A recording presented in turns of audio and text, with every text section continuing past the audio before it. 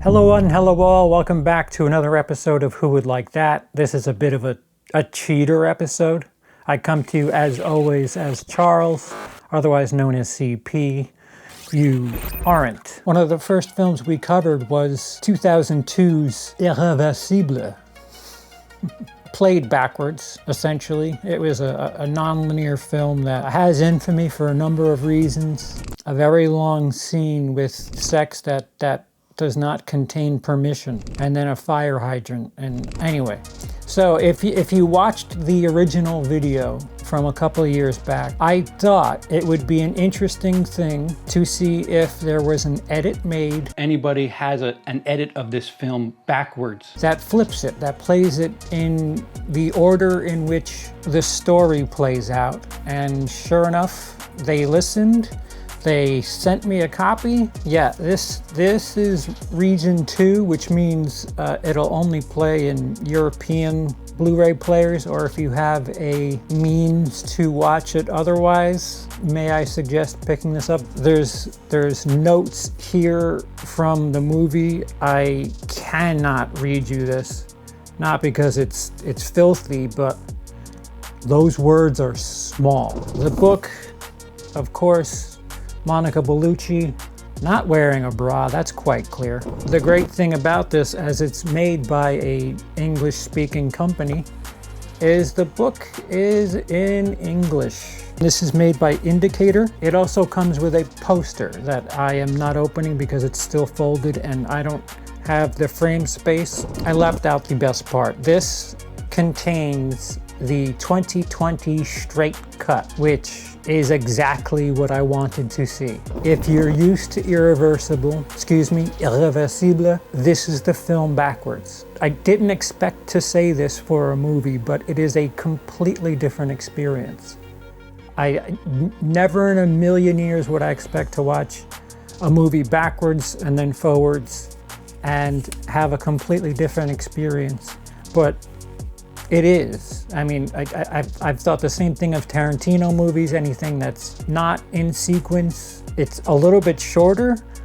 Damned if I can tell you where cuts are, but this isn't so much a review as it is a review on the 2020 straight cut. So Irreversible opens with our lead character, Monica Bellucci, and she has just found out she's pregnant, which, you know, if you're watching the straight cut, that's not a spoiler. I don't know if lives with, or yeah, I think they live together. They're canoodling, her and Vincent Cassel, and they're getting ready for a night out. This is one of her final hurrahs, responsibilities on its way. So this couple and her ex-boyfriend go on a trip. You really feel like uncomfortable during this entire experience because I don't know if the ex-boyfriend's trying to, I don't know what he's doing. We're a very repressed nation sexually here in America. I don't know if that's popular in France, but it seemed like at the very least he was trying to get a threesome going.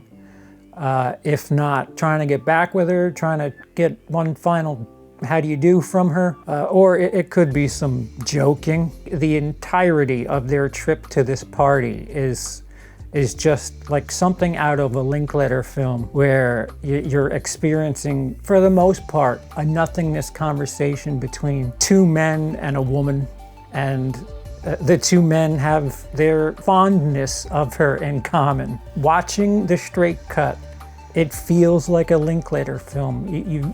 If I told you what happens later in this film, there's not a chance you would expect it in the first 30 minutes or so. They separate and hit up a party, and Vincent Cassel's character is liberal about drink, drugs, and promiscuity, and Monica Bellucci's character is trying to prepare herself for motherhood in the future. The cinematography is very grounded, with the exception of the opening shot here. On the straight cut, the opening shot does a bit of a swirl, but from there out, it is a very grounded shot, not much coverage. Again, it feels like a Linklater film. And then at the party, when things go awry, Monica Bellucci's character decides to leave and go home early.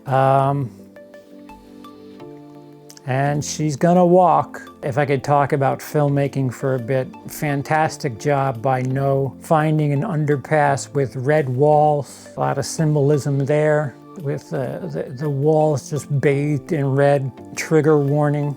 We experience a rather long-winded grape without a G, and it's difficult to watch. It's expecting it, knowing it's coming, it's still difficult to watch. And they didn't cut any of it.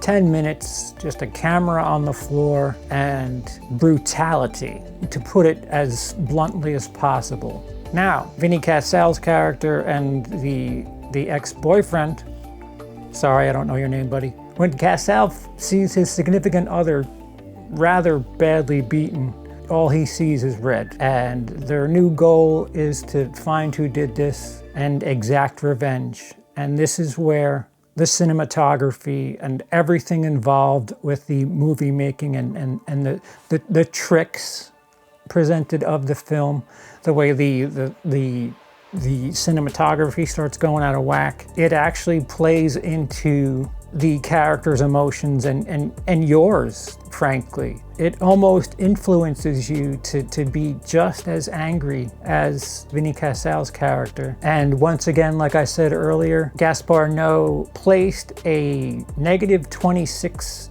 decibel noise that is just made to make you irritable. And there's that starts happening. They're working their way around town, trying to ask women of the night, people of the night. A little homophobia here, a little transphobia here. Cassel starts flying off the radar. He's furious and he's taking it out on everybody. And gore is starting to become the prevalent factor in this movie. Again, the camera is moving in such a fashion that it's hard to keep up with what exactly you're seeing, but towards the end of the film, they think they have the right character to take out their revenge. It's a shame that there was a fire hydrant handy, because it'd be an awfully bad time if they made a mistake with that fire hydrant. As I've said in the previous video, just imagine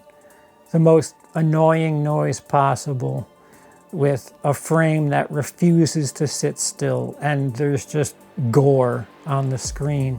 You're not comfortable. Settled would be the last word I'd use watching this movie.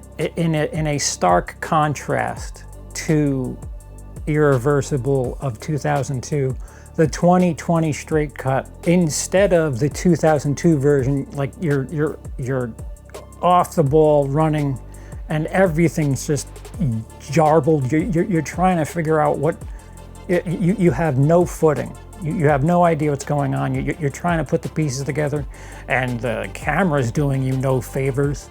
The 2020 cut, it plays like, dare I say, an extreme version of Audition. Not like Audition is some PG-rated film, mind you. The 2020 straight cut of Irreversible, the movie that I can compare it to is Audition. Just a typically French movie, people talking, walking, not wearing bras. So in closing, if somebody did want to watch Irreversible, I would recommend the 2020 straight cut, because the 2002 version is just so hectic and all over the place from the start. At least you have some sort of investment on the 2020 version, and you get to watch some movie for about 45 minutes before you decide if you want to tap out or not. And the stakes are there already. You know she's pregnant. That key bit of information is something that you get at the end of the 2002 version, and it just kind of puts a stinky exclamation point on things. In the 2020 straight cut, this stinky exclamation point is different, I could see somebody taking the ride. I could see somebody more inclined to finish the 2020 straight cut, especially if you've seen something like Audition. It's very gory. It's again, trigger warnings all over the place for sex, hate, crimes, language. Again, I would not use the word like. Who would like it? I would not use that word like, but I certainly respect it. And it's a movie that I might take in another time or two in my life. Gaspar Noe is a really, really good filmmaker, and he has his reasons to do what he did in 2002, but I'm stupid. So I appreciated the 2020 version. Do me a favor, comment down below, let me know what you thought. Have you seen both versions? Which do you prefer? Are you able to get through either all the way through? This content does not get shared by YouTube due to the subject matter, so you could help me out by clicking that thumb if you enjoyed it, and subscribing if you'd like to see more of this series, and the bell to be notified of when future episodes of Who Would Like That come out.